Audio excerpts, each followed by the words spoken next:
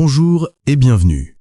Que vous ayez dévoré le livre Entreprendre sans permission, suivi avec passion nos débats de notre podcast, ou que vous nous découvriez maintenant, vous êtes au bon endroit pour passer à la vitesse supérieure.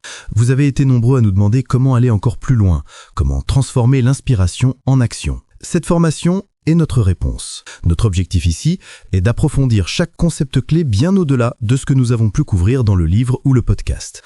Nous allons vous donner plus de matière, plus d'exemples concrets et surtout des outils et des exercices pratiques pour vous aider à construire votre propre feuille de route vers l'entrepreneuriat sans permission.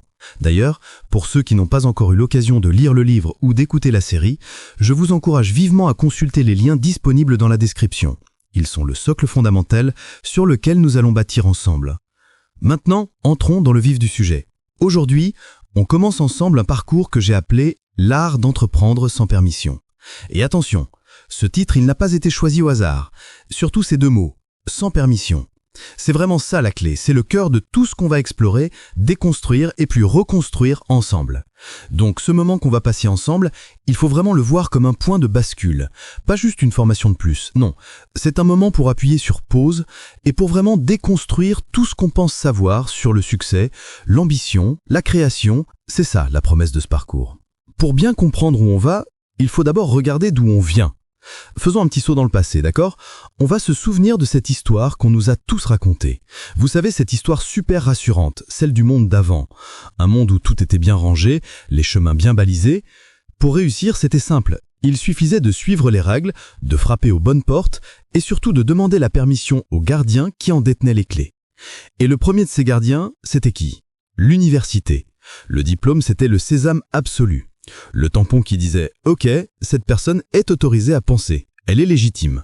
Sans ce fameux bout de papier, eh bien la porte, elle restait fermée, la plupart du temps en tout cas. Ensuite, deuxième gardien, et pas des moindres, la banque. Le fameux capital.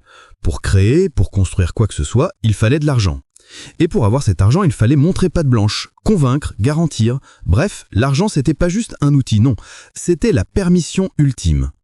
Et pour finir, le troisième gardien, peut-être le plus subtil, le réseau. Il fallait connaître les bonnes personnes, faire partie du bon cercle, être coopté quoi, avoir le feu vert de ceux qui étaient déjà dans la place. Le diplôme, le capital, les relations. Voilà, on avait notre sainte trinité de la permission. Le message derrière tout ça, il était on ne peut plus clair. Attends ton tour, demande la permission, prouve que tu mérites ta place avant même d'avoir commencé à faire quoi que ce soit. Eh bien voilà, cette histoire, elle est finie. Terminée. Ce monde-là, il est mort. Et je pèse mes mots. Il n'a pas juste un peu évolué, non. Il a été complètement pulvérisé. Et essayer de s'en sortir aujourd'hui avec les règles de ce monde-là, c'est comme vouloir traverser l'océan avec une carte des autoroutes. C'est pas juste inefficace, c'est totalement absurde. Mais alors, que s'est-il passé? Comment on en est arrivé là? Eh bien la réponse, c'est une triple révolution. Une vague de fond qui a absolument tout balayé.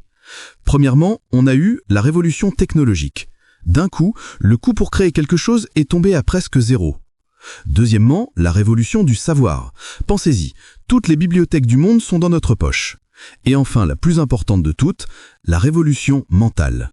Le pouvoir est revenu à l'individu, à la personne qui ose. C'est exactement pour apprendre à naviguer dans ce nouveau monde qu'on est là aujourd'hui. Alors mettons les choses claires tout de suite sur ce qu'on va faire ensemble. Cette formation n'est pas un livre de recettes miracles, vous savez, le genre 7 étapes pour devenir riche, ça n'existe pas. Ce n'est pas non plus une formation théorique barbante où on écoute passivement.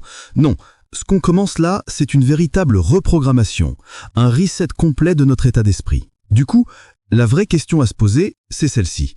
Qu'est-ce qui nous empêche vraiment de nous lancer aujourd'hui ? Et on va voir que très vite, la réponse, elle n'est pas à l'extérieur.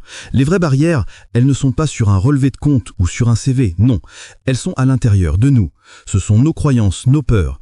Et c'est ça qu'on va démanteler, pièce par pièce. Alors c'est quoi la promesse de cette formation? Elle est très simple en fait. À la fin de notre temps ensemble, l'objectif est d'avoir les clés, les outils et surtout le bon état d'esprit pour ne plus jamais attendre la permission de qui que ce soit pour créer, entreprendre ou juste agir. La première promesse, vous donner une boussole. Je dis bien une boussole, pas une carte. Pourquoi? Parce qu'une carte aujourd'hui, elle est périmée à la seconde où elle est imprimée. Une boussole, par contre, c'est une vision claire, des principes solides pour naviguer à vue, même dans le brouillard. C'est ça qui permet de s'adapter. Deuxième promesse, vous donner des outils. Et je parle d'outils concrets, modernes. Des outils pour démarrer avec ce qu'on a là, tout de suite. Pour pouvoir tester une idée en quelques jours, pas en 6 mois. Des outils pour mettre en place ce cycle essentiel. Construire, mesurer, apprendre. Et on recommence encore et encore. Et enfin, troisième point, et c'est sans doute le plus important, le courage. On va ensemble cultiver ce courage. Le courage de faire ce fameux premier pas. Le courage d'agir, même quand on est sûr de rien. Et surtout le courage de voir l'échec non pas comme un mur, mais comme une marche, une étape indispensable pour apprendre. Vous voyez, l'idée de fond, c'est d'apprendre à naviguer dans ce nouveau monde. Non pas comme une victime qui se fait balloter par les vagues, mais plutôt comme un surfeur agile qui utilise l'énergie de ces vagues pour avancer plus vite. C'est ça le but. Transformer les idées en projets réels. Alors voilà, le voyage commence maintenant. Et le but ultime, c'est de permettre à chacun de devenir le seul et unique auteur de son succès. Peu importe comment on définit ce succès d'ailleurs, que ce soit lancer une start-up, se mettre à son compte ou juste reprendre le contrôle de sa carrière. Au fond, les principes sont toujours les mêmes. Parce qu'il y a une chose qu'il faut vraiment intégrer aujourd'hui. Le monde, il n'attend plus les gens qui demandent la permission. Non, il appartient à ceux qui se la donnent eux-mêmes. La question est donc simple finalement. Est-ce qu'on est prêt ? Prêt à déconstruire les vieilles règles pour pouvoir écrire les nôtres. Prêt à transformer cette petite peur en véritable action. Prêt à faire passer l'idée au stade de la réalité. Si la réponse à ces questions est oui, alors on est exactement là où il faut. Le voyage commence maintenant. Parce que l'unique autorisation dont on ait vraiment besoin à partir de maintenant, c'est celle qu'on se donne à soi-même. Je vous retrouve dans la prochaine vidéo pour démarrer le premier module. À tout de suite!